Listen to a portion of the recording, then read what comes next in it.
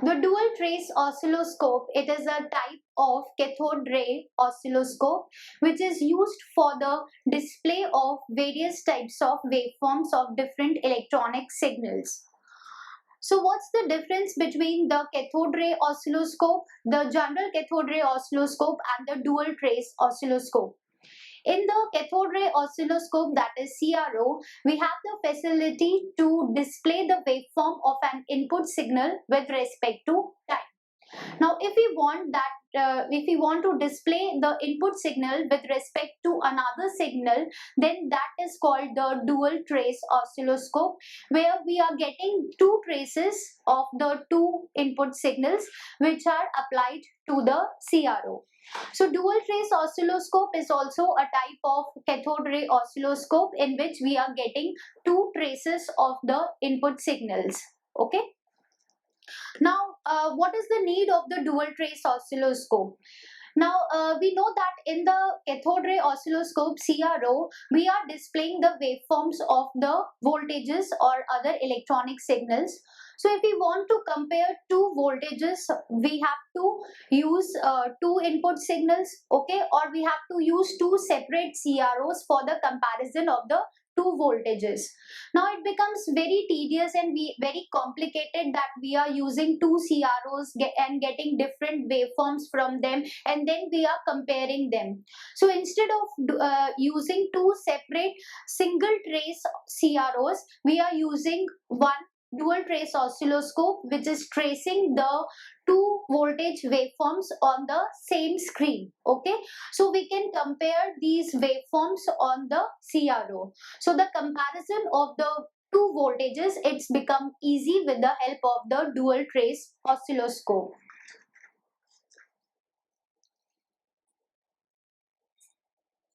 So for the comparison of two voltages, the dual trace oscilloscope is very necessary.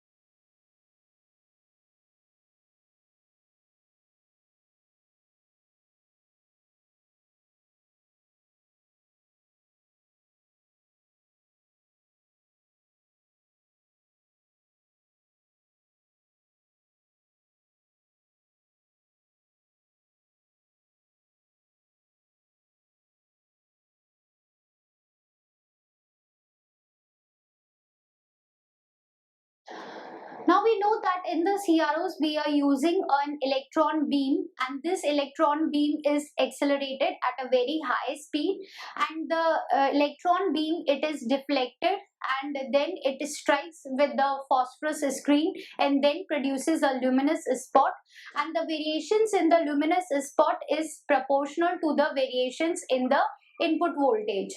So now in the dual trace oscilloscope, here we are using the same electron beam, and that same electron beam is used to generate two traces on the CRO screen.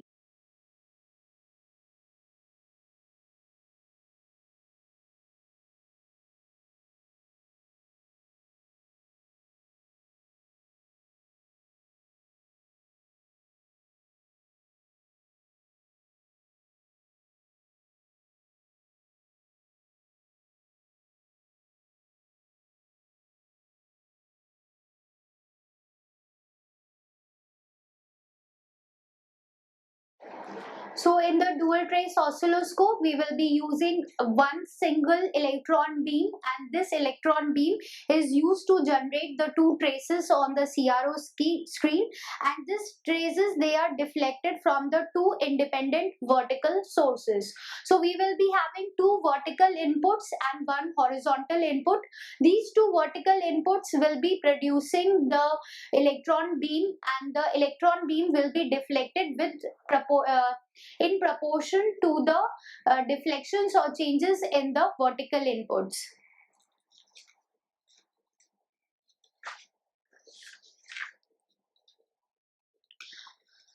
Now let's come to the block diagram of the dual trace oscilloscope. This is the block diagram of the dual trace oscilloscope. In this, you can see that we are having two channels, channel A and channel B. These two channels are getting the two inputs which we want to trace on the CRO screen. Then we are having separate attenuator and pre-amplifier stages for both the channel A and channel B. Then we have an electronic switch, delay line, vertical amplifier. So this electronic switch, it can be connected either to channel A or channel B. So at a time only one input will be available at the vertical input or at the vertical deflection plates of the CRO. Now here also we are having the horizontal deflection system, which consists of the triggering circuit, the sweep generator and the horizontal amplifier. Here we are having the external and the line inputs which are providing the triggering input, or the sweep type of synchronization is provided with the help of these external and the line inputs, and then the output of this horizontal amplifier is applied to the horizontal plates. So this is the brief idea about the block diagram of the dual trace oscilloscope. Let us study this in detail. So as in the dual trace oscilloscope, we are tracing two signals. So it will have two channels.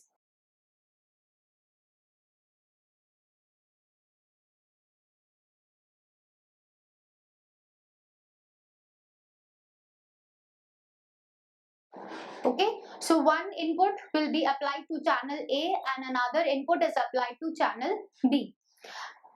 Then these two channels, they are having separate attenuator and amplifier stage.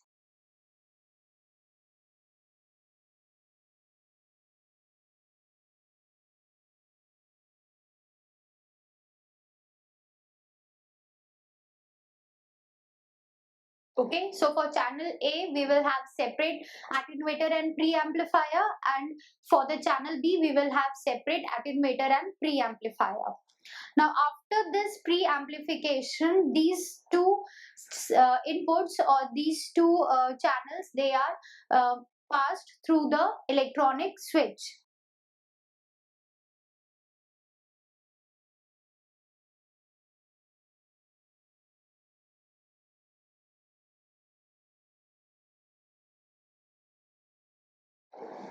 So in the block diagram, you can see that from channel A, we are having attenuator and preamplifier. For channel B, we are having attenuator and preamplifier. Now, both these channels, they are meeting at this electronic switch. Now, this electronic switch, it has the ability to pass only one channel at a time. And then this input, this vertical input, it will be applied to the vertical plates after passing through the delay line and the vertical amplifier.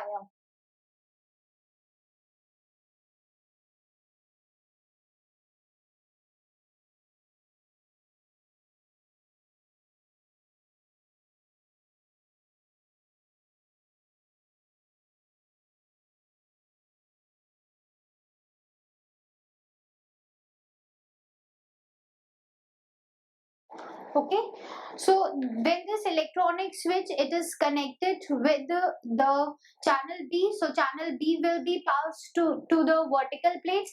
When it is connected with the channel A, then channel A input will be passed to the vertical plates.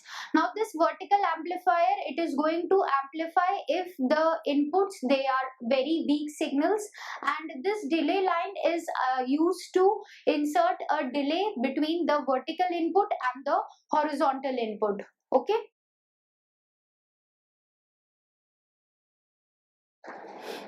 now this dual trace oscilloscope, it has two modes of operation.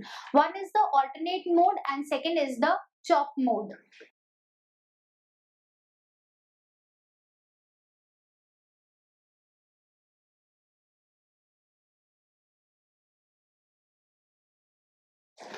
And these modes, they are selected from the front panel of the instrument. Okay, so on the front panel we will have the knob, so we can select either the alternate mode and the chop mode. Now how these modes operate, first we are going to study the alternate mode.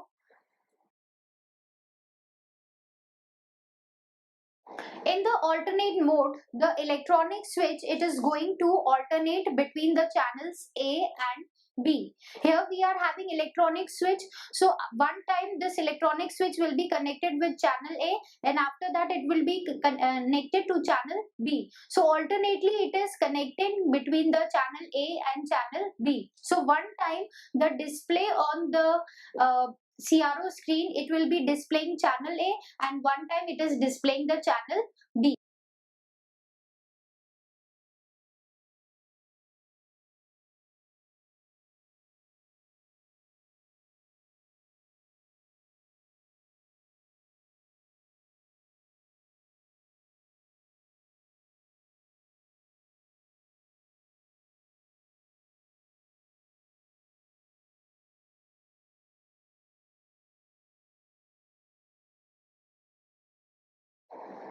So in this, if we see the waveform for the alternate mode, we can see that these are the voltages. First, we are having the horizontal sweep voltage. Second waveform is the voltage for the channel A. So here you can see that the horizontal sweep voltage, it is a sawtooth waveform. Okay.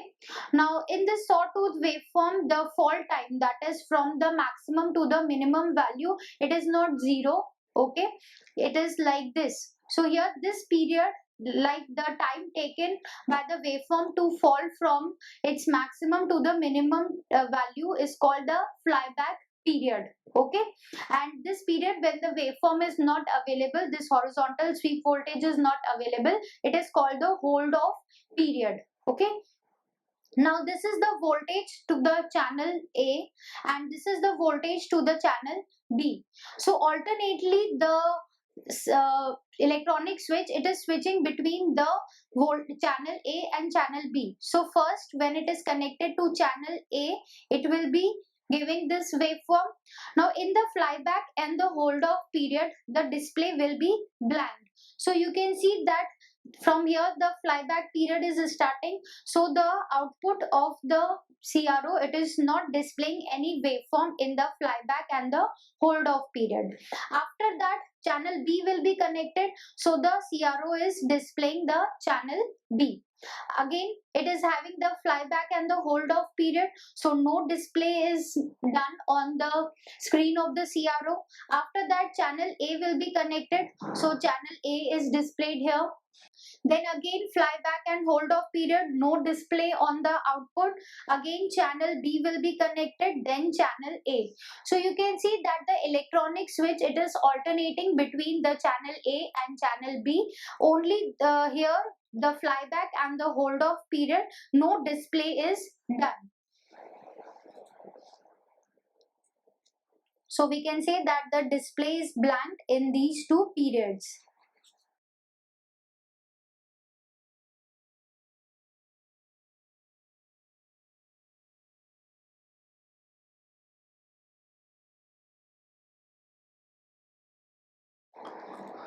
So the output of the CRO, it is going to display us a stable waveform. Okay.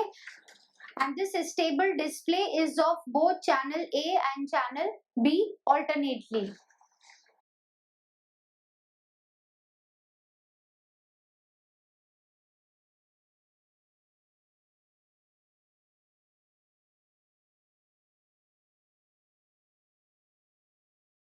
So if the speed of the sweep is very greater than the decay time of the CRT, the screen is going to display a stable waveform.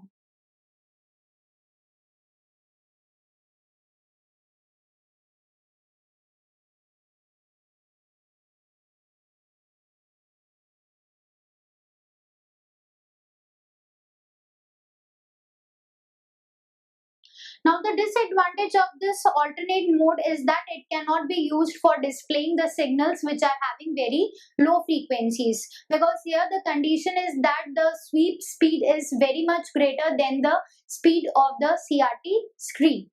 Okay, so that is the alternate mode in which the alternate waveforms of channels A and B are displayed on the CRO screen.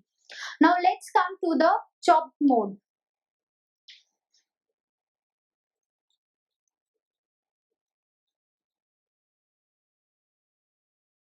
So in the chop mode, the waveforms of the voltages at the channel A and B will be like.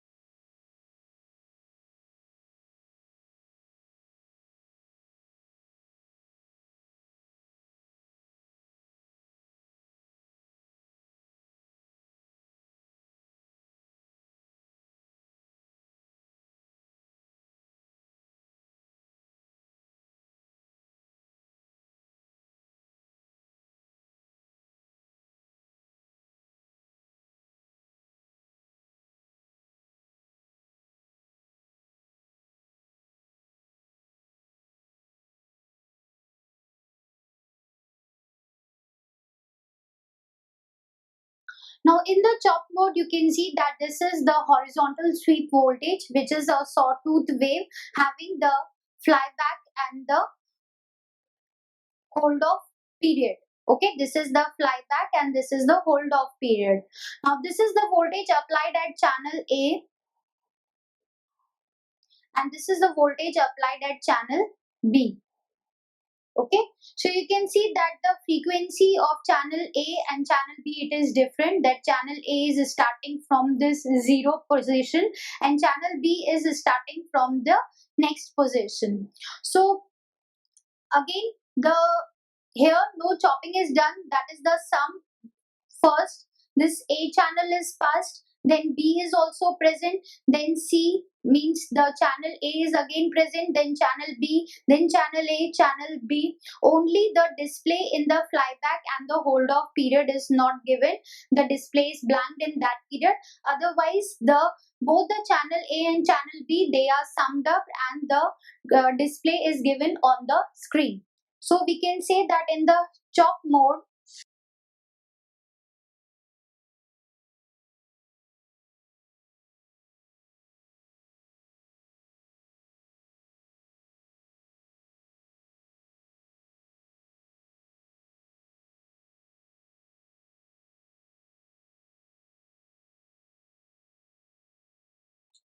the electronic switch, it is switching between the channel A and channel B at a very high frequency, 100 kilohertz to 500 kilohertz.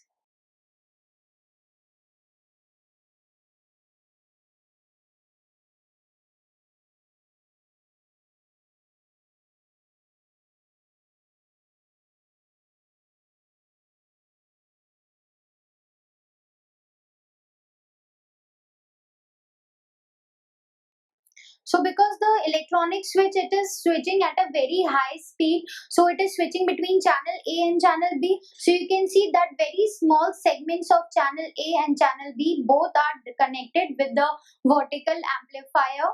So the vertical amplifier, it is going to display on the screen a waveform which is the sum of these channel A and the channel B.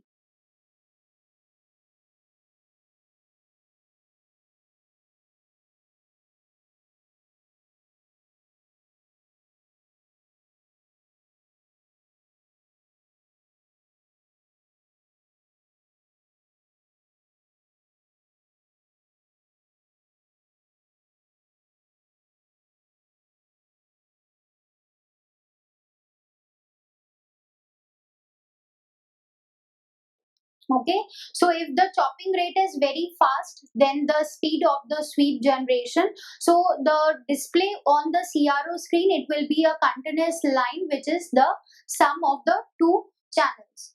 Now if we talk about the time-based circuit, the time-based circuit is the circuit which is generating the time-based signal, or we can say the sweep generator. So in the time-based circuit, you can see that we are having two switches, S2 and S3. 3. So the trigger, it can be an external trigger or it can be a line trigger, okay, or it can be the vertical or the internal trigger.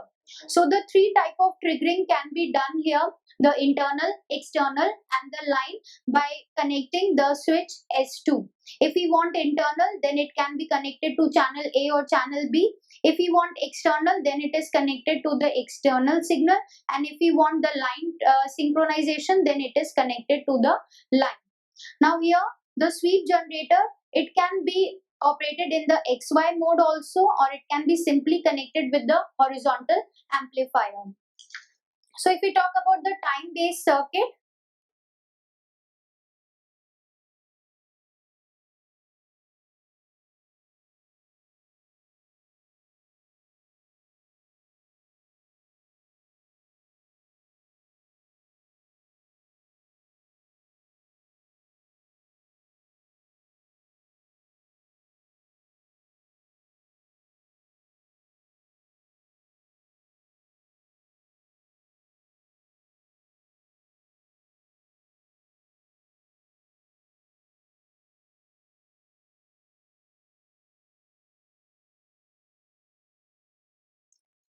so you can see in the block diagram that the sweep generator, it is connected to the horizontal amplifier in the XY mode. So this horizontal amplifier, if this switch is connected and this switch is connected, then you can see that channel A and channel B, they can be, channel A is the vertical input and channel B is the horizontal input. Now if this sweep generator, it is connected here, so XY mode, in the XY mode, the horizontal amplifier is connected.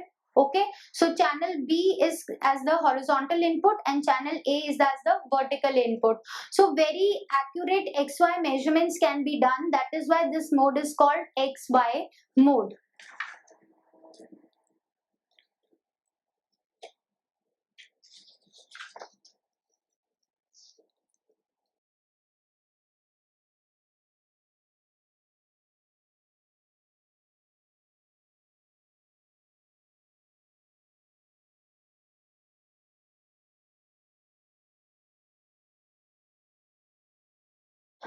Now through this dual trace oscilloscope, not only the signals or the channel A and channel B signals, they are displayed, but also A plus B, A minus B, B minus A and A minus A plus B, their traces can also be displayed on the screen of the CRO. So this is all about the dual trace oscilloscope, in which we are displaying two traces using a single electron beam. Here we are using two different channels. On these two channels we are providing the two separate vertical inputs, and this dual trace oscilloscope, it can operate in either the alternate mode and the chopping mode, and we have studied the waveforms in these two operating modes also. So I hope that this topic, dual trace oscilloscope, is now clear to you. Thank you.